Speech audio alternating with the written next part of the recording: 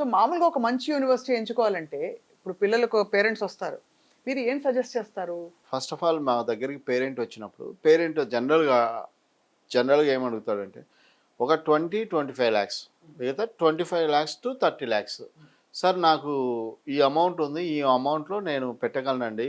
ఈ అమౌంట్‌లో అయిపోతుందా అని అడుగుతాడు. అప్పుడు చాలామంది కన్సల్టెన్సీలు అక్కడే పేరెంట్‌ను మోసం చేస్తారు. ఎందుకంటే మా దగ్గర 25 లాక్స్ ఉంది, 28 లాక్స్‌లో ఉంది, 20 లాక్స్‌లో ఉందని వాళ్ళు కొన్ని యూనివర్సిటీస్ చెప్తారు మేడం. మంచి యూనివర్సిటీ నేను ఎలా చెప్తానంటే మేడం, ఇప్పుడు మీరు సపోజ్ ఇప్పుడు 10థ్ క్లాస్ అయిపోయింది మేడం. ఇంటర్మీడియేట్‌కెళ్తారు. ఇంటర్మీడియేట్ కాలేజ్ చేరే ముందు పేరెంట్ అడుగుతాడు. నీ కాలేజ్‌లో లాస్ట్ ఇయర్ ఎంతమంది పాస్ ఔట్ అయ్యారు? 100లో ఎంతమంది పాస్ ఔట్ అయ్యారు? 100లో 20 మంది పాస్ ఔట్ అయ్యారా? 50 మెంబర్సా? 60 మెంబర్సా? 70 మెంబర్సా?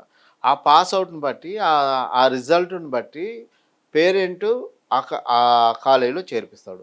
అవును. అదే ఒకటే కాదు లాస్ట్ 5 ఇయర్స్ నుంచి కూడా చెక్ చేయాలి. అవును. ఆ చెక్ చేసినప్పుడు మనకు ఏంటి బెస్ట్ అనేది తెలుస్తుంది.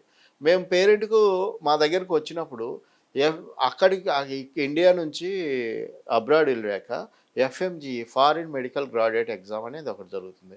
ఆ ఎఫ్ఎంజీ రిజల్ట్స్ అనేది మీకు ఆన్‌లైన్‌లో పెడతారు. మీరు ఆన్‌లైన్‌లో చెక్ చేసుకోవచ్చు.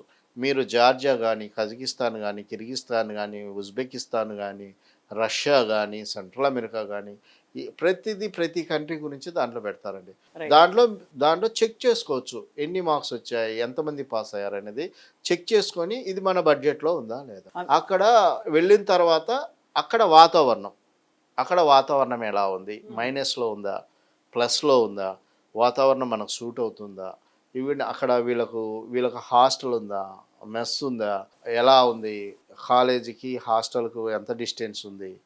తర్వాత అక్కడ యూఎస్ఎంఎల్ఈ కోచింగ్ ఉందా? యూకేఎంఎల్ఈ కోచింగ్ ఉందా? ఆస్ట్రేలియా కోచింగ్ ఉందా? యూఎస్ఎంఎల్ఈ ఎంతమంది క్రాక్ చేశారు? యూకేఎంఎల్ఈ ఎంతమంది క్రాక్ చేశారు?